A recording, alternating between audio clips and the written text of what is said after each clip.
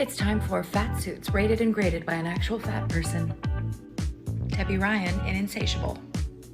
Resting TV watching double chin. I see you. I also have that.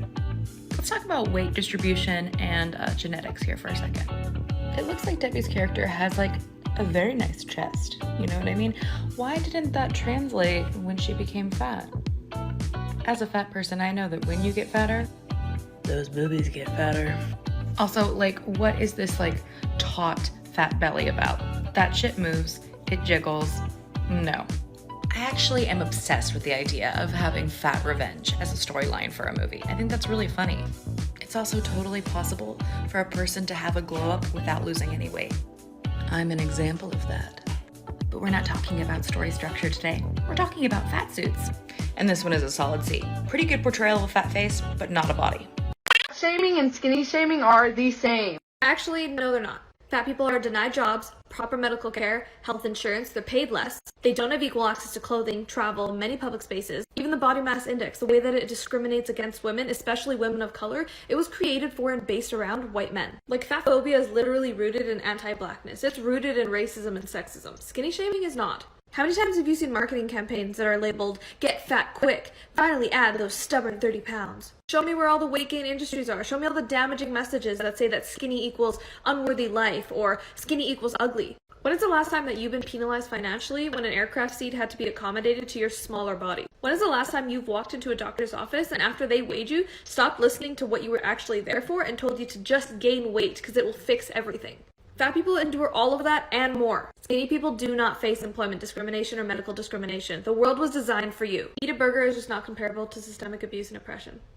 So every big girl knows that when you're online dating, like, sometimes it's really scary if you think they don't know that you're fat, because like a lot of people have a negative reaction to that. But I'm about to go on a date with a pig farmer, so I just figured it was fine. Started the day with warm lemon water, granola with oat milk and cashew butter for breakfast, a Lar bar for a snack. I try to drink 2 of these a day. A Mediterranean bowl for lunch, almonds for another snack, curry with coconut rice and a sweet potato for dinner, and my sister made brownies for dessert. Let's talk about the trendiness of flat stomachs. Plus size model edition. It's no secret that we live in a fat-phobic society that values thinness while actively vilifying fatness. But what happens when fat phobia overlaps with fatness? If you're fat, you've probably noticed how being plus size is only considered good or fashionable on a very specific body type.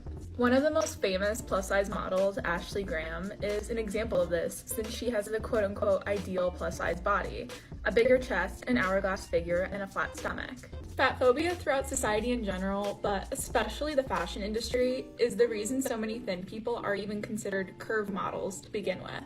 Like curve models Iskra Lawrence and Brie Warren. Even plus-size models who aren't necessarily thin usually have a flat stomach. While models like Tess Holliday and Hunter McGrady are successful and don't fit into this box, the vast majority of curve models do.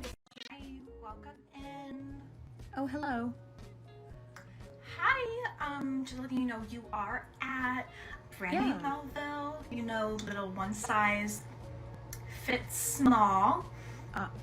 What are we looking for today? Just, you know, Clothes. Why would we want to do that? There is a Torrid down the hall. I do know there's also Walmart just across the street. Damn. I'm just here for a crop top. You were looking just for like a crop top? Yeah. Are you good? Why? I just bought one. Okay, yes. So could you show me where the medium ones are? I Can you spell it? I don't think we have any in your size. Just a medium would be fine. You just like medium? Yeah.